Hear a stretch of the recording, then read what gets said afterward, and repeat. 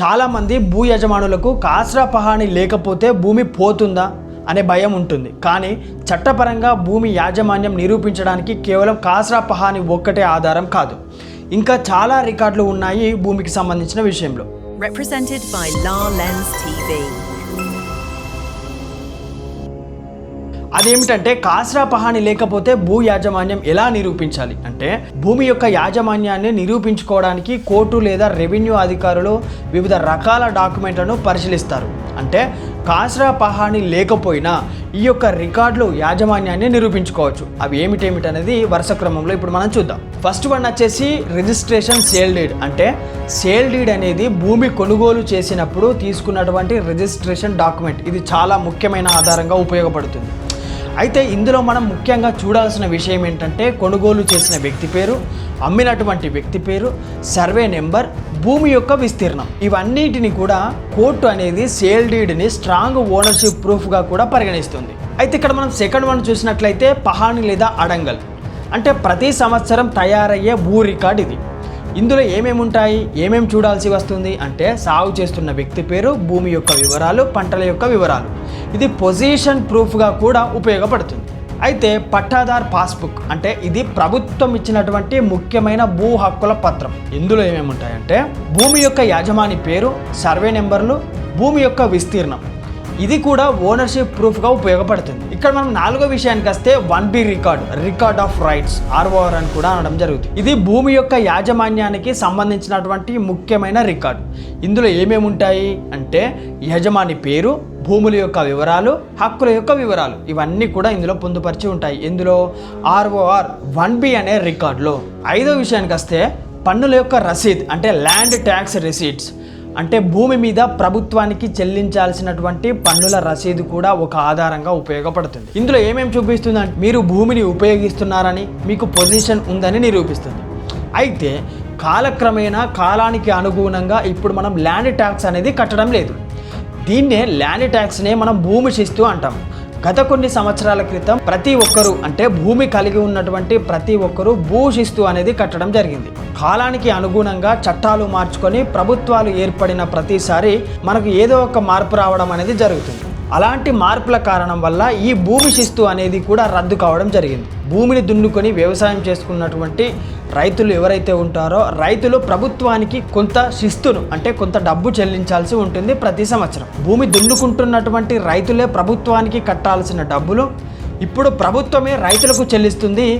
Rythu Bandhu scheme అని చెప్పి PM Kisan పథకం ద్వారా, ఇలాంటి పథకాల ద్వారా తిరిగి ప్రభుత్వమే రైతులకు చెల్లిస్తుంది డబ్బులని. ఇక్కడ ఆరో విషయానికి వస్తే వారసత్వ పత్రాలు అంటే లీగల్ హెయిర్ సక్సెషన్ డాక్యుమెంట్స్.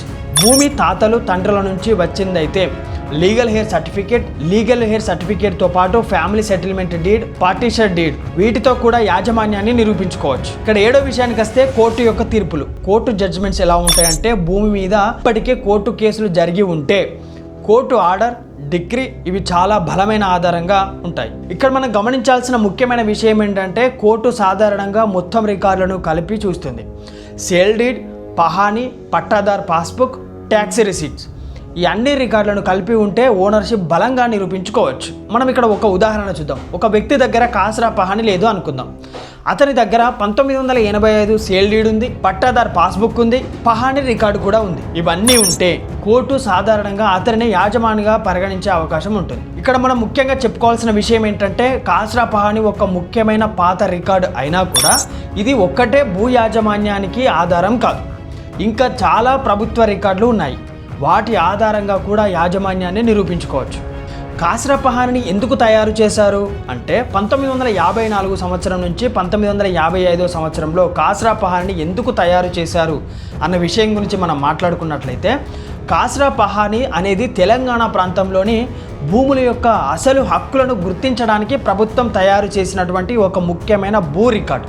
ఈ రికార్డు ప్రధానంగా 1954 నుంచి 55 సంవత్సరంలో తయారు చేయడం జరిగింది. భూముల యొక్క అసలు యాజమానులను గుర్తించడానికి పాతకాలంలో చాలా భూములు జాగీర్దార్ వ్యవస్థ, ఇనాం వ్యవస్థ, దొరల ఆధిపత్యంలో ఉండేవి. ఆ సమయంలో భూమి ఎవరిది, ఎవరు సాగు చేస్తున్నారు, ఎవరికి అసలైన హక్కు ఉంది అనేది స్పష్టంగా రికార్డులో లేదు. అందుకే ప్రభుత్వం ప్రతి గ్రామంలోని భూముల పూర్తి వివరాలను నమోదు చేయడానికి కాస్రా పహాణి తయారు చేయడం జరిగింది. రెండో విషయానికి వస్తే భూ సంస్కరణలు అంటే ల్యాండ్ రిఫార్మ్స్ అమలు చేయడానికి ఆ కాలంలో ప్రభుత్వం భూ సంస్కరణలు ల్యాండ్ రిఫార్మ్స్ను ప్రారంభించింది. అయితే ల్యాండ్ రిఫార్మ్స్ యొక్క ప్రధాన ఉద్దేశం ఏంటంటే పెద్ద భూములను నియంత్రించడం. అంటే చాలా ఎకరాల భూములు, వందల ఎకరాలను కలిగి ఉన్నటువంటి భూములను ఆ వ్యక్తుల దగ్గర నుంచి భూమిని నియంత్రించి, అంటే భూమి లేని పేదలకు పంచి ఇచ్చి వారు దున్నుకోవడానికి, వారి జీవనాన్ని కొనసాగించుకోవడానికి ల్యాండ్ రిఫార్మ్స్ను తీసుకురావడం జరిగింది. ఈ ల్యాండ్ రిఫార్మ్స్ ద్వారా రైతులకు హక్కులను కల్పించడం కూడా జరిగింది. సాగు చేసే వ్యక్తిని కూడా గుర్తించడం జరిగింది ఈ యొక్క ల్యాండ్ రిఫార్మ్స్ ద్వారా. ఈ యొక్క రిఫార్మ్స్ అమలు చేయడానికి భూముల యొక్క పూర్తి వివరాలను అవసరమయ్యాయి. అందుకే కాస్రా పహాని తయారు చేయడం జరిగింది. ఇక్కడ మరో విషయానికి వస్తే భూమి యొక్క పన్ను అంటే ల్యాండ్ రెవెన్యూ సరిగ్గా వసూలు చేయడానికి ప్రభుత్వానికి భూమి యొక్క పన్ను వసూలు చేయడానికి రికార్డులు అవసరమయ్యాయి. కాబట్టి కాస్రా పహానిలో ఒక సర్వే నెంబర్, భూమి యొక్క విస్తీర్ణం, సాగు చేస్తున్నటువంటి వ్యక్తి పేరు, పంటల యొక్క వివరాలు ఇవన్నింటినీ కూడా నమోదు చేయడం జరిగింది. నాలుగో విషయానికి వస్తే భూమి యొక్క వివాదాలను తగ్గించడానికి, అంటే పాతకాలంలో భూములపై చాలా వివాదాలు ఉండేవి. అందుకే ప్రభుత్వం ఎవరి భూమి, ఎంత భూమి, ఎవరు సాగు చేస్తున్నారు ఇలాంటివన్నీ కూడా ఒకే రికార్డులో నమోదు చేసింది. కాస్రా పహాని తయారు చేసినటువంటి కాలక్రమేణా అంటే తర్వాత రోజులలో కూడా కోర్టు కేసులలో ఇతరత్ర విషయాలలో కాస్రా పహాని ఎంతగానో ఉపయోగపడడం జరిగింది. ఇక్కడ ఐదో విషయానికి వస్తే భూమి యొక్క రికార్డులను శాశ్వతంగా నమోదు చేయడానికి, అంటే కాస్రా పహాని ఒక విధంగా ప్రాథమిక భూ రికార్డ్ అంటే బేసిక్ ల్యాండ్ రికార్డ్ అని చెప్పవచ్చు. దీని ఆధారంగా తర్వాత రికార్డులను తయారు చేయడం జరిగింది. అంటే పహాని లేదా అడంగల్ అని కూడా అంటారు. దీన్ని తయారు చేయడానికి కాస్రా పహాని ఉపయోగపడింది. 1B రికార్డును కూడా తయారు చేయడానికి, దాంతోపాటుగా పట్టాదార్ పాస్బుక్ను కూడా తయారు చేయడానికి, అంటే కాస్రా పహాని భూమి యొక్క రికార్డులను బేసిక్ డాక్యుమెంట్గా తయారు చేయడానికి ఉపయోగిస్తున్నారు కూడా. ఇక్కడ మనం చిన్న ఉదాహరణ తీసుకొని మాట్లాడుకుందాం. ఒక గ్రామంలో 1954కి ముందు భూముల యొక్క వివరాలను క్లియర్గా లేవనుకుందాం. అయితే అప్పుడు ప్రభుత్వం అధికారులు గ్రామానికి వెళ్ళి ప్రతి సర్వే నెంబర్ కొలిచారు. భూమి యొక్క యజమాని పేరును కూడా నమోదు చేయడం జరిగింది. సాగు చేస్తున్న వ్యక్తికి రికార్డును కూడా చేయడం జరిగింది. అలా తయారైన రికార్డే కాస్రా పహాని. ఈ వీడియోలో మనం ముగింపులో తెలుసుకోవాల్సిన విషయం ఏంటంటే 1954 నుంచి 1955 సంవత్సరంలో తయారైనటువంటి కాస్రా పహాని కేవలం ఒక పాత రికార్డు మాత్రమే కాదు, తెలంగాణ భూముల యొక్క అసలు చరిత్రను చూపించే ఒక ముఖ్యమైన డాక్యుమెంట్గా పరిగణించబడుతుంది. ఇప్పటి వరకు ఈ వీడియోలో కాస్రా పహాని లేకపోతే భూమి యొక్క యాజమాన్యం ఎలా నిరూపించాలనే విషయం గురించి మాట్లాడుకున్నాం కదా. మరో వీడియోతో మళ్ళీ కలుస్తాను. నేను మీ కొంగంటి రాజు ఫ్రమ్ లాలెన్స్ టీవీ నుండి. Thank you.